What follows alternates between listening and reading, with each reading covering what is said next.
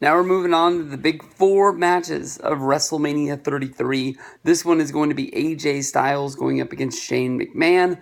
AJ Styles was pushing and pushing Daniel Bryan and Shane McMahon to try and put him in the biggest match possible at WrestleMania. He was honestly hosed out of the WrestleMania co-main event. He had wrestled on SmackDown and won countless matches to become the number one contender for the WWE World Heavyweight Championship. And every time he won a match, whether if it was co-winning the Battle Royal or beating Luke Harper, things kept on coming up where Randy Orton would say, hey, I am the true number one contender because I won the Royal Rumble. That was forced Randy and AJ to have a match. Randy Orton came out on top of that match, only for AJ Styles to come into the back, throw the biggest hissy fit in WWE history, getting up into the face of Shane McMahon, basically saying that he was robbed, and this is not how you take care of your best superstar on your best show. And AJ has done everything to put SmackDown in the light of not being the B brand anymore. I think AJ has gone out week after week having great matches, whether it's on television or on pay-per-view or even carrying the house show market, showing basically that WWE messed up a couple of years ago and they passed on him when TNA let him go. He's proving to the North American market with TNA and WWE that he was one of the greatest wrestlers, and for them to pass on him and not bring him in, and even have the talk of lowballing him, telling him that, it's WWE taking a gamble on him. He would have to go to developmental for 2 years. He busted his ass. He went to New Japan, quickly became able to be seen as the best wrestler in the world, main eventing shows and leading the Bullet Club. I think the world of this guy. And honestly, a lot like the John Cena, Miz, Maurice, and Nikki Bella match. This is one that honestly, when I first saw it, I groaned about it a little bit. I think that honestly, when it comes down to it, this match needs to tell a story and does not need to go out there and try and be the quick, high-flying, let's see how many spots we can get in 10 minutes sort of deal. Honestly, in my mind, Undertaker versus Shane McMahon last year at WrestleMania 32 inside of the Hell in the Cell shit the bed. It was not a great match.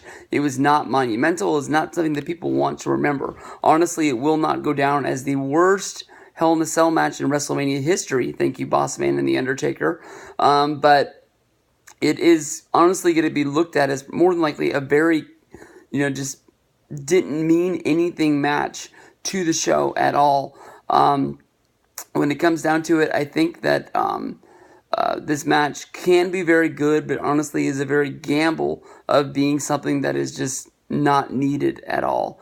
I do like the argument that was made that, when you put AJ Styles against Shane McMahon, it does give him a better match than, what else was out there. I mean, trying to do some sort of co-branded SmackDown versus Raw. You've got AJ Styles, you've got Samoa Joe, you've got Sami Zayn, you've got a few guys that as of right now that are looked at as a higher talent than the Andre the Giant Memorial Battle Royal, but nothing really that would have,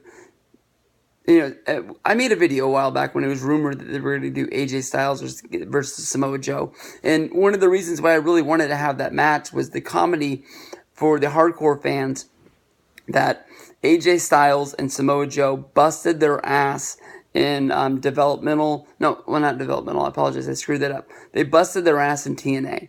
TNA's second home is Orlando, where they film their television week in and week out in the Impact Zone.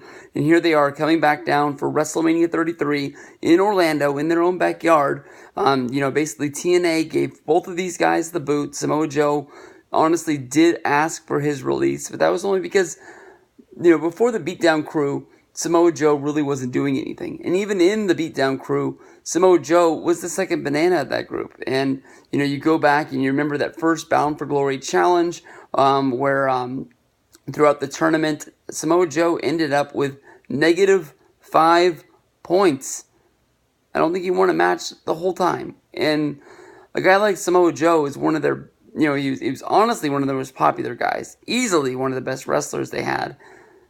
And for no apparent reason whatsoever, they just let him lose week after week after week. Samoa Joe is a great champion. He had the great run against Kurt Angle. Maybe one of the things that hurt him more than anything else was Kurt Angle coming into the company and then rushing into the Samoa Joe versus Kurt Angle feud. That did give TNA a boost to lifting them up to where people on the outside were looking in. But honestly, bringing in Kurt Angle, they could have been doing Kurt Angle against anybody, and people would have been watching because that's how popular Kurt Angle was at the time, and people were so surprised that he did make the jump to be there. Shane and AJ have already done the table spot with Shane McMahon jumping up the top turnbuckle, going through the table. So I don't know if that means they take that spot away from WrestleMania, but it sort of leaves it to me as what else are they going to be able to do? The backstory to this whole deal is that before this match was named, Daniel Bryan fired AJ Styles. So as of right now, is AJ Styles a free agent? Is he able to leave? Is he just basically showing up on SmackDown each and every week because of the fact that he's been challenged by Shane McMahon to have a match? Because I haven't really heard anything of Shane telling Daniel Bryan or Daniel Bryan himself pulling that back or maybe even firing. Maybe they'll just say it's worked into the contract if they end up doing a contract signing on SmackDown this week. Because this is a big match that people are going to be talking about. So, it's been talked about for a while that AJ will end up on Monday Night Raw because of how good he really has been doing. And I don't want to say that WWE's doubted him, but he's been blowing expectations away. Each and every show, he pushes himself higher and higher up the card. And he had his championship run. He lost it at the Royal Rumble. I would have loved for them to do John Cena versus AJ at WrestleMania. Even do the championship change there, meaning where John Cena took that 16-time reign, tying Ric Flair at WrestleMania, meaning that means something more. Definitely Rick could have been there. They had one hell of a match at the Royal Rumble. I'm not going to take anything away from them. But maybe they're thinking that, tying Ric Flair's record is not as great as beating Ric Flair's record. And maybe that'll be WrestleMania 34 after they do the match made in heaven versus the match made in hell, where, John can get married to Nikki and on the same card, get the 17-time championship before taking off and doing this pistachio commercials and the movies and television shows and all that other stuff. So we'll see with this one. Definitely it deserves to be in that top 4 spot, but this is one that could really break the mold for WrestleMania moments, or it could be honestly really one that just WrestleMania letdowns that just didn't give us what we were looking for.